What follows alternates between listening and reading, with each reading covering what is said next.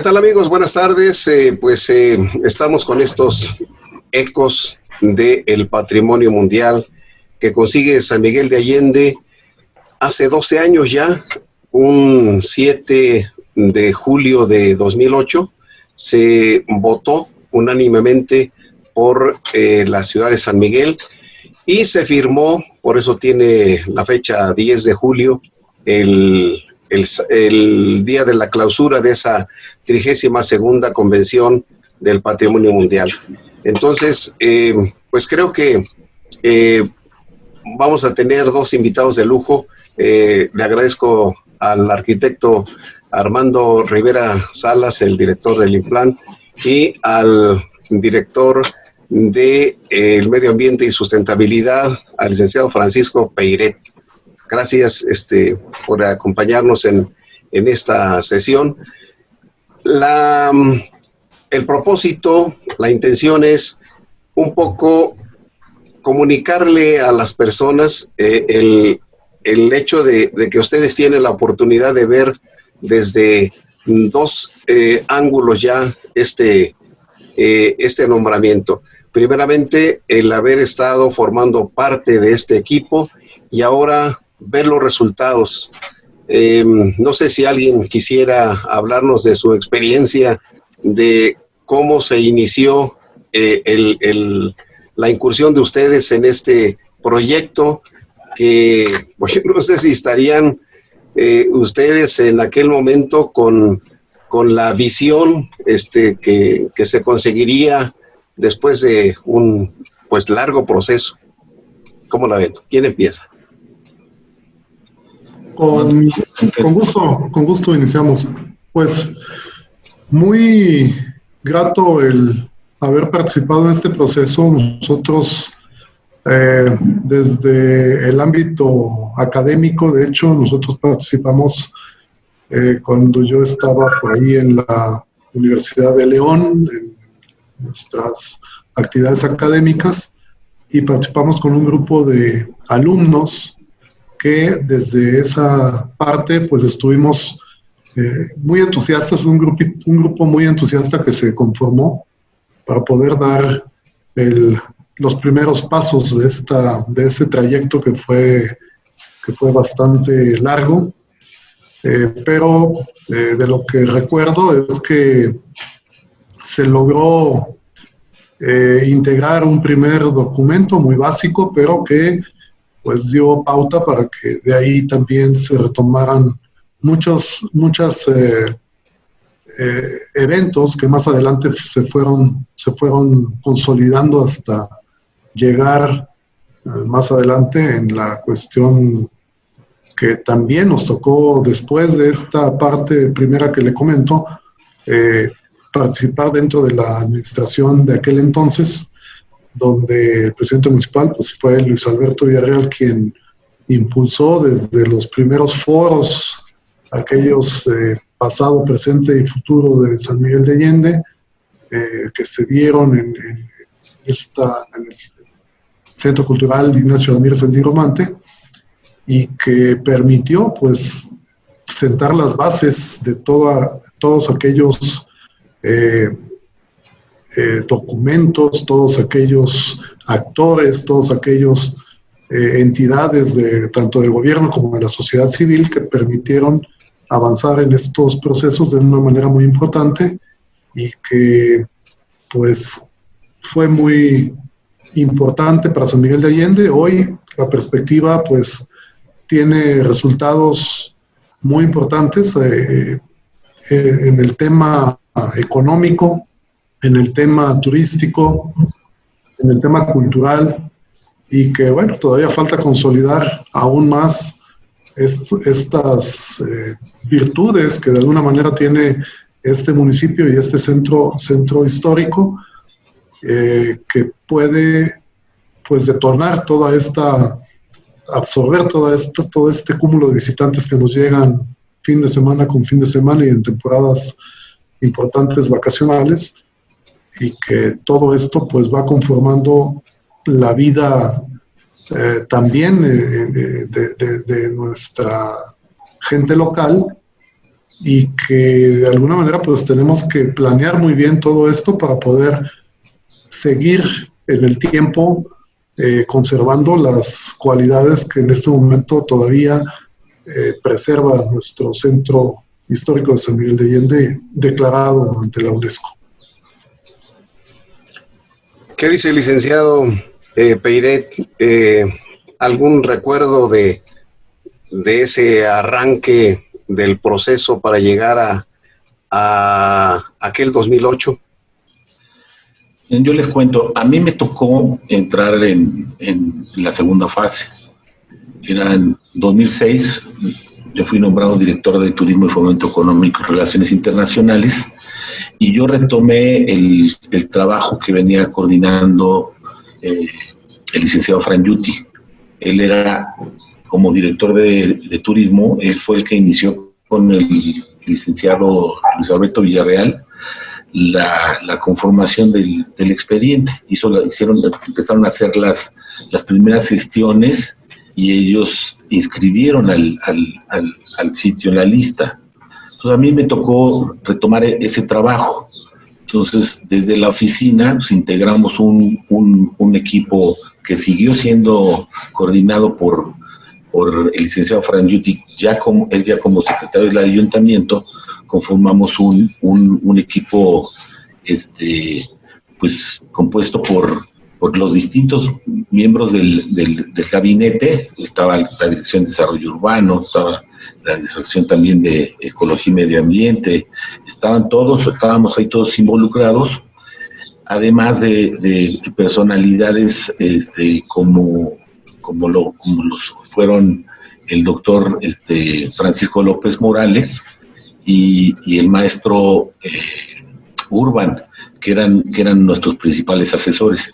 Además, en este equipo entró también a colaborar la historiadora Graciela Cruz, la restauradora Carmen Rioja. Teníamos también en el equipo como traductoras a Teredo Varganes, a Gisela Zavala. Entonces éramos un grupo de gente integrando el expediente, agregándole elementos que la oficina de la UNESCO nos estaba solicitando.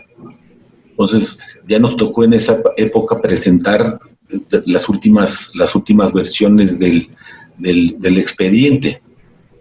Y una anécdota muy importante fue en aquel entonces, porque era un trabajo pues muy técnico, muy minucioso, que había que cuidar muchísimo porque las revisiones son muy especiales. Además, recibíamos misiones de especialistas de la UNESCO de distintas partes del mundo a revisar el sitio, a revisar con nosotros la tarea. Entonces, una de las anécdotas que no voy a olvidar es que de las primeras cosas que nos hicieron anotar fue que nos preguntaron, bueno, ¿por qué San Miguel más el santuario de Atotonilco? Dice, ustedes mexicanos están tratando de pasar el 2 por 1, ¿no? Y ahí tuvimos que generar un documento, ¿no? Con la historiadora, también en ese documento participó Francisco Vidargas, para justificar la conexión que había entre los dos sitios y que finalmente los hacía inseparables. Al final la UNESCO aceptó la candidatura como la conocemos. Entonces todo este proceso fue en medio de un San Miguel que empezó a crecer. Entonces para nosotros era muy importante, y creo que sigue siendo muy importante, que hayamos delimitado, ¿no?, bien el casco histórico y todas las reglas que implica y todos los compromisos que implica ser una ciudad patrimonio. Entonces, en ese contexto estuvimos trabajando hasta la conclusión del proceso que francamente fue muy satisfactorio. Muchas gracias. Creo que una de las cosas que muchos sanmiguelenses están pasando por alto es el largo proceso que se tuvo que vivir, porque hay otras ciudades que han tratado de ser ya patrimonio de la humanidad, pero la idea que se da en algunas personas, en algunos grupos, no es apoyada, no es continuada por las autoridades. Y en este caso yo digo que es un caso de éxito el haber logrado contagiar a todos de el proceso de encontrar a las autoridades que se emocionaron y que apoyaron los diferentes pasos, ¿no? Pero además, en este momento, ahora, cuando ya, como decía el arquitecto Armando, se está haciendo una enmienda, diría yo. Ayer platicábamos en este espacio con el arquitecto Gustavo Vidargas y nos decía que desgraciadamente en 1982, cuando se da el decreto de protección de las 68 manzanas, pues quedan fuera lugares muy importantes que creo que ahora se retoman. ¿O qué nos dice, arquitecto? Sí, por supuesto. Realmente siempre se manejó esta característica que le hacía falta al decreto. El decreto pues se da pues a partir de 1982, que es cuando se define por el INAH y por las instituciones locales toda esta primera conformación de los perímetros A, B, C y alguna zona de amortiguamiento, que fue lo básico, de donde se retoma la declaratoria de la UNESCO de la que estamos refiriendo, y que pues conforma una superficie, un espacio cultural muy importante por el cúmulo de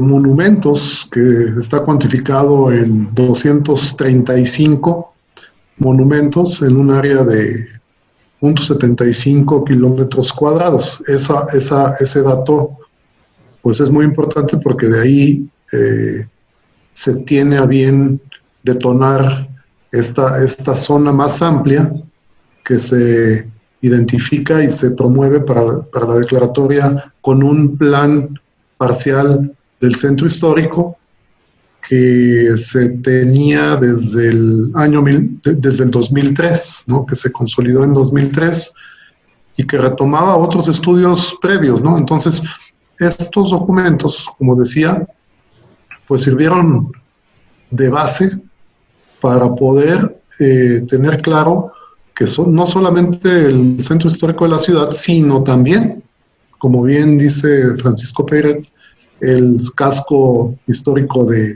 Atotonilco. Entonces, se dan estos vínculos, ¿no? de los antiguos caminos, de las antiguas relaciones y peregrinaciones religiosas entre el centro y el santuario, que dan a bien, pues este nombramiento se lleva a ese nivel por los fundamentos que también encuentra la historiadora y que de alguna forma pues da un sustento súper apreciable pues por todo el mundo que nos visita y además por el orgullo que esto le merece también a los pobladores, y no nada más a los pobladores nativos, sino también a los que ya quedamos aquí arraigados, ¿no? como parte de esta población tan dinámica y pujante para poder dar pasos importantes en destacar las cualidades del centro histórico y sus monumentos. Sí, porque en este momento, con el agregado que se le hace a la zona de amortiguamiento, se recuperan esos espacios que por alguna razón habían quedado fuera, ¿no? Y me refiero al Chorro, pues el parque y otras zonas aledañas que pues que habían quedado fuera, ¿no? Pero aparte, la zona se amplía, ¿no? La zona de amortiguamiento incluso viene ahora a abarcar un espacio más importante. Esta situación va a beneficiar a largo plazo seguramente a nuestra ciudad, porque nos obligará no solamente a cuidar ese centro histórico, sino también la zona que a veces se dice, bueno, pues es que estoy en ya 2 cuadras del polígono patrimonial, ¿no? Entonces, aparte de esto, hay un medio ambiente que también debe de cuidarse, ¿no? Entonces, licenciado Peiret, el hecho de que ahora, poco a poco, la ciudad ha ido creciendo en este movimiento normal, que con un crecimiento pues bastante rápido también comparado con muchas otras ciudades, puede afectar pues a la visión que se quiere conservar de ese San Miguel patrimonial. Evidentemente también se tienen que tomar esos factores.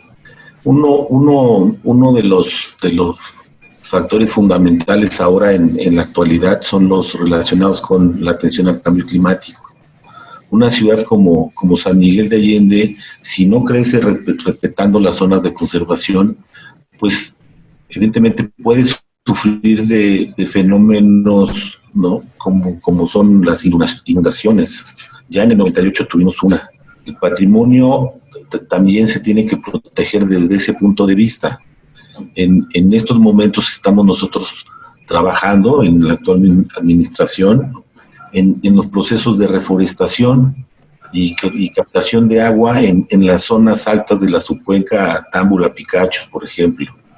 En la medida que nosotros podamos manejar mejor el agua en estas zonas, pues los riesgos de inundaciones y efectos meteorológicos pues se reducen. Entonces, cuando uno está pensando en el patrimonio, está pensando en cómo va a crecer, cómo se van a abordar las zonas buffer, y después también cómo se va, cuáles van a ser las reglas para los procesos de construcción. Si ustedes lo pueden reflexionar bien, en estos momentos se está mejorando la imagen urbana no solamente de la zona buffer, sino de las colonias periféricas, como son la San Rafael, la Guadalupe. El presidente municipal propuso, ¿no?, igualar la nomenclatura para que cada vez las colonias adquieran su valor, ¿no?, el valor que merecen, que se sientan más integradas al centro histórico. Eso es muy importante. Y la otra, respetar las zonas de conservación. En ese sentido, la Dirección de Bienestar ha estado trabajando con los vecinos de las colonias en la mejora de los espacios públicos, los equipar, ¿no?, y administrar de mejor manera, de manera conjunta con los ciudadanos, espacios públicos. Tenemos renovados cerca de 80 y tantos espacios públicos en estos momentos, más lo que vamos a hacer con Parque Landeta, Bicentenario, porque todo conecta. Si lo piensan, si se lo imaginan, toda la cuenca Támbula-Picachos, toda esa agua que escurre desde esa superficie pasa por el río Cachinches. Entonces es parte de un corredor hidrológico que tenemos que respetar en el futuro y que nos va a permitir que San Miguel crezca ambientalmente sano. Y eso protege el desarrollo turístico y el desarrollo de las actividades sociales y económicas de nuestra ciudad. Entonces, cuando pensamos en la conservación de patrimonio, sí tenemos que ser muy estrictos con las reglas de respetar la autenticidad y lo irrepetible de nuestra ciudad, pero nuestra ciudad depende del sistema de cómo funcionan, ¿no?, los servicios ambientales que nos da la cuenca misma. Yo siempre he pensado que San Miguel tiene un porcentaje muy alto de dependencia del turismo. En algún momento, cuando me tocó dirigir una escuela, alguno de los compañeros decía que nosotros como profesores no dependíamos del turismo. Y recuerdo que la pregunta mía fue, ¿conoces a los padres de familia de tus alumnos? ¿Dónde trabajan? Y así como que de momento no encontraba una respuesta. Y yo le dije, bueno, pueden ser meseros, artesanos, gente que tiene un comercio pequeño, pero a final de cuentas, esa derrama turística que llega a San Miguel, pues hace que San Miguel se mueva, ¿no? Entonces, creo que una de las necesidades que hay es que el sanmiguelense esté bien consciente de que el nombramiento y otros reconocimientos que ha recibido nuestra ciudad nos benefician a todos directa o indirectamente, ¿no? Creo que es una obligación no solamente legal, sino también moral, el estar pensando no en lo personal, sino como el conglomerado que ahora somos, porque a final de cuentas cada quien, nadie escoge dónde nacer, pero sí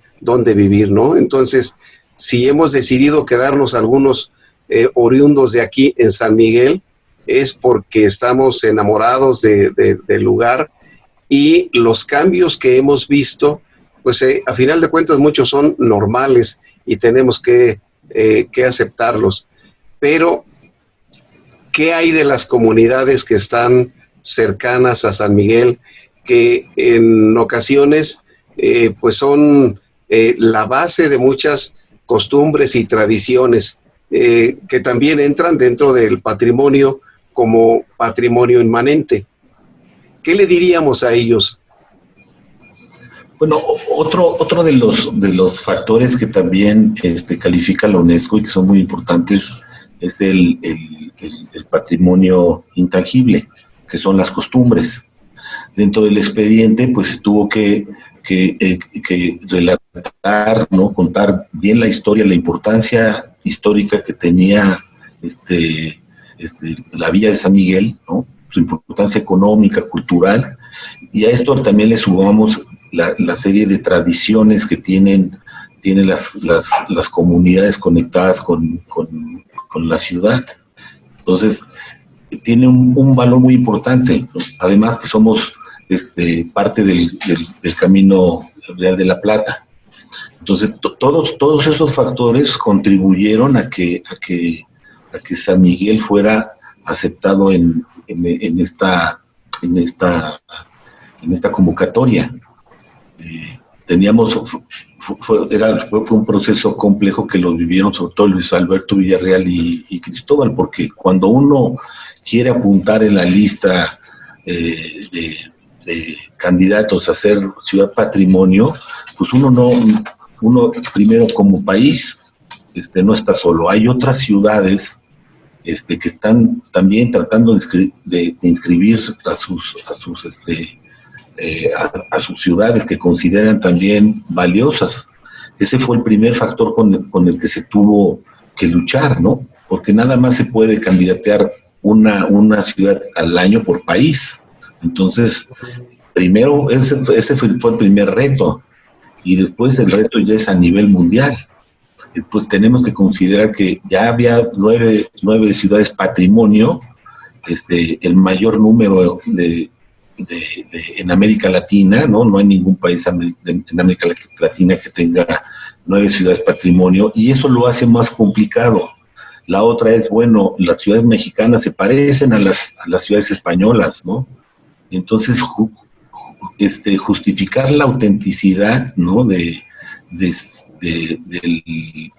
desarrollo de San Miguel, de la historia de San Miguel, en ese sentido, la parte intangible le dio un sabor y un color al expediente que evidentemente le dio mucho más peso a este proceso. Entonces, todo eso, ¿no? Sí está, es muy importante y muy específico los requisitos, los requisitos como arquitectura, como sitio histórico, pero la parte intangible son muy valiosas. Y cuando venían los visores de la UNESCO, ya vivían un San Miguel, entonces eso le da otra calidad a nuestro destino. Arquitecto Rivera, cuando uno camina por San Miguel, tiene ciertamente el sabor de una ciudad muy, muy, muy especial, con un sabor virreinal que pocas poblaciones tienen. Desde mi punto de vista, una de las legislaciones locales de los impulsos que se dieron fue cuando en los años 30 el entonces artista José Mojica hace aquella sociedad de amigos de San Miguel que involucra a varios que no son sanmiguelenses, porque él no era sanmiguelense y encabeza el vicepresidente, bueno, pues no era sanmiguelense, el secretario, que era el doctor López Escobedo, también es potosino, no es sanmiguelense.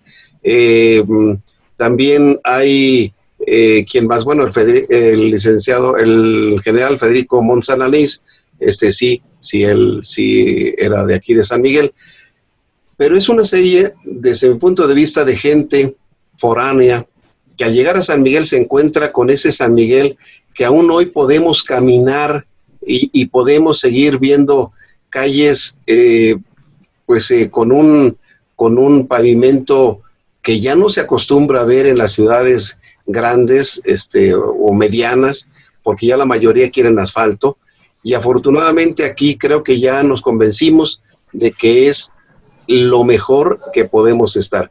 Y ustedes han tenido como base varios reglamentos, pero sobre todo se ha exigido que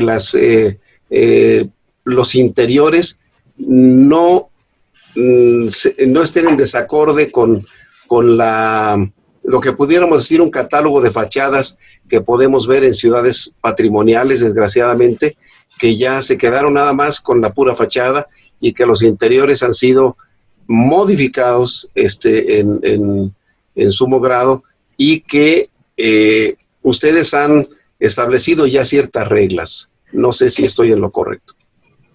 Sí, es correcto. De hecho, pues todo este esfuerzo que comentábamos desde el plan del centro histórico, pues reunía todas estas condiciones de visión sobre la conservación y la importancia de conservar esta etiqueta de ciudad tradicional mexicana, que tiene pues sus ambientes muy bien identificados.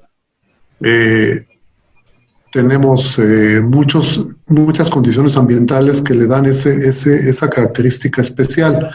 El mismo clima, el hecho de que la ciudad es cruzada por muchos arroyos, que antes al principio esas fueron las fronteras de la ciudad, las cañadas naturales, y sobre todo la ciudad tiene una connotación ambiental muy importante, que es que al interior de los patios de las viviendas se conserva mucho la vegetación.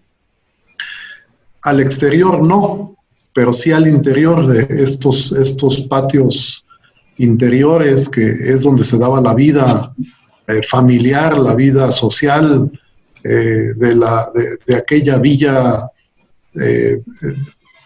primigenia, ¿no? De donde proviene este resultado que hoy tenemos.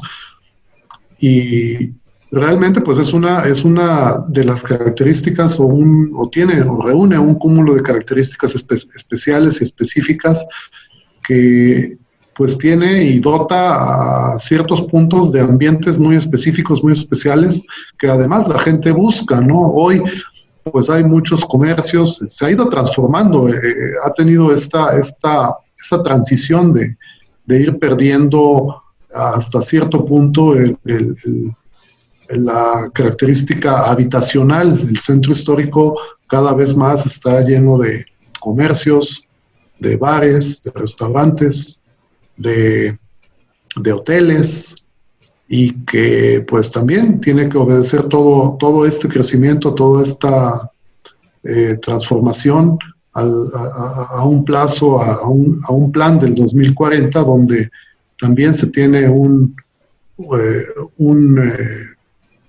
una serie de estudios, ¿no? Como el de cargas turísticas, que son recientes, como el plan de manejo del centro histórico, que también es reciente, es una aportación más de esta administración, entre esta administración y la anterior.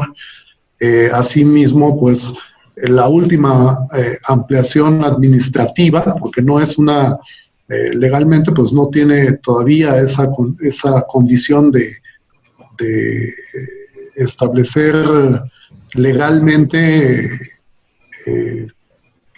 como lo tendría el decreto del 82 o como lo tendría en cierto momento el perímetro declarado por la UNESCO. Hoy tenemos administrativamente también esta ampliación hacia los accesos principales, como es la salida a Celaya, la salida a Querétaro, la misma calzada de la estación, y lo que era o lo que fue las primeras colonias de la ciudad, como lo fue la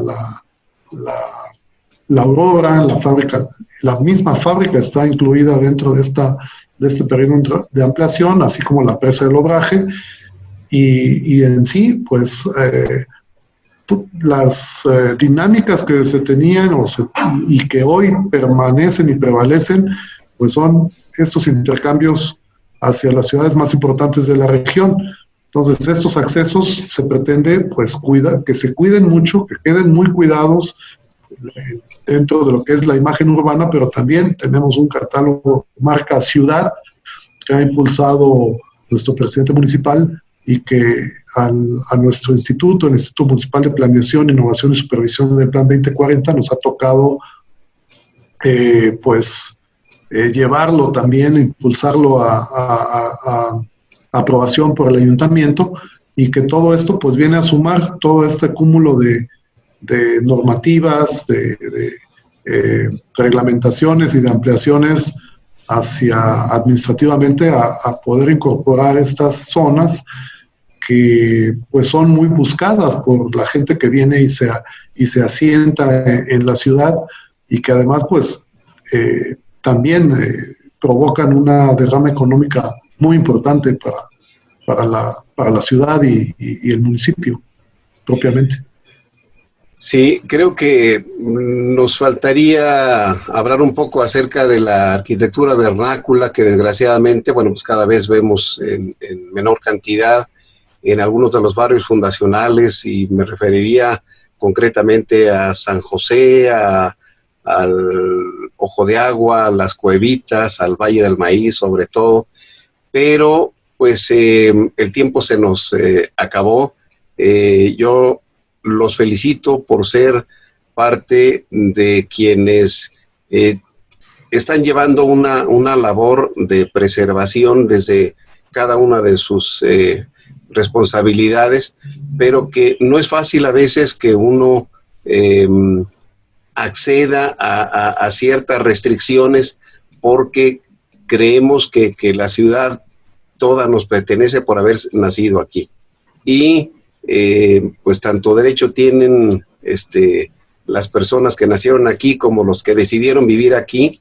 Entonces es sí muy complicado, yo lo veo, pero reitero que uno de los grandes de las grandes asignaturas que tenemos pendientes es el que todos nos demos cuenta del beneficio que nos trae a todos los pobladores, el que San Miguel siga siendo ese atractivo que, pues cuando menos si ahorita está desolado por por la pandemia, pero nos ha permitido también ese tipo de tecnologías para llevar más allá de San Miguel cómo se hace una ciudad patrimonial y cómo va caminando, ¿no? Porque no es fácil el que respetemos a veces esas situaciones. Pues muchísimas gracias. Yo quisiera extenderme un poco más, pero ya también no sé, nos limita el tiempo. Yo quiero agradecer al licenciado Francisco Peiret, el director de Medio Ambiente y Sustentabilidad, sus conceptos, al arquitecto Armando Rivera Salas, que desde un principio vio nacer este proyecto y ahora la maduración y pues la consolidación de esto, y ahora desde una trinchera diferente como es la dirección del INPLAN.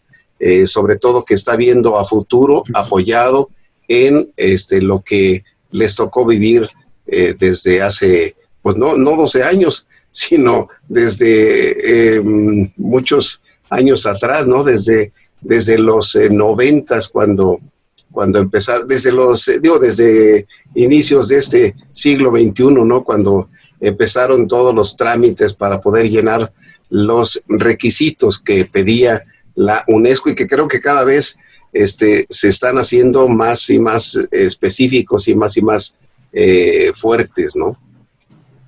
Pues muchas gracias, arquitecto, gracias, licenciado. No sé si tengan algo que agregar al final. Sí, bueno, pues solamente agradecer infinitamente pues esta contribución o esta participación con lo que pudimos relatar. Creo que sí nos quedamos un poquito cortos, pero es una cuestión que sí es de mucho orgullo haber participado en ello, y le agradezco mucho la invitación. Gracias. Licenciado. Muchas gracias, señor cronista. Yo nada más quisiera apuntar que como reflexión final es que a partir de que somos patrimonio, pues como ciudadanos, como habitantes de San Miguel de Allende, tenemos una responsabilidad muy grande. Y que a partir de ese entonces, evidentemente tenemos una presión más fuerte, porque nos pusimos en un reflector. Somos una ciudad muy vista por todo el mundo. Entonces ya todo el mundo quiere estar aquí, todo el mundo quiere vivir aquí. Hay una presión de intereses que nuestra responsabilidad es controlarlo para hacerlo muy bien, ¿no? Respetando lo que queremos como ciudad, ¿no? Que el centro histórico, nuestro jardín principal siga vivo, ¿no? Tenemos y hemos visto otras experiencias en otros países cómo han acabado con su patrimonio por mal manejo del sitio y del turismo, y ese es nuestro reto. Si damos un buen manejo, podemos seguir siendo una ciudad viva. Muy bien, pues muchísimas gracias. Revisando por ahí algunos documentos viejos que se encuentran en los archivos, está en la guía Campbell's, no recuerdo el año, eso sí, 1895-97, no estoy seguro, pero sí es la guía Campbell's. A los norteamericanos se les sugiere que visiten, cuando vayan a Guanajuato capital, Yuriria y San Miguel de Allende. Entonces, qué bueno que cada día esto se haya ido mejorando, porque si hablamos de las necesidades que había, pues también en los años 60, cuando existía por aquí un periódico de El Vocero del Norte, se hablaba de que vamos a limpiar San Miguel, vamos a ponerlo bonito para que venga la gente a conocerlo. Y hoy en ocasiones nos llegamos a quejar del exceso, así entre comillas, de turismo, ¿no? Pero creo que tenemos que estar a la altura en cuanto a los servicios y no perder la imagen que es por lo que vienen y las tradiciones que atraen tanto a la gente. Pues les agradezco muchísimo su participación y los felicito por el trabajo que están haciendo, y también pues también creo que me sumo a la preocupación que tienen por lo que decía el arquitecto, de la preocupación de lo grande que es el problema de mantener una ciudad construida para tan pocas personas y ahora con una población flotante muy grande, ya no los fines de semana, todos los días. Así es. Muchas gracias a los dos. Le agradezco, don Luis Felipe. Muchísimas gracias. Gracias a ustedes. Hasta luego, Francisco. Hasta luego, hasta pronto y gracias. Gracias a ustedes y buenas tardes o noches.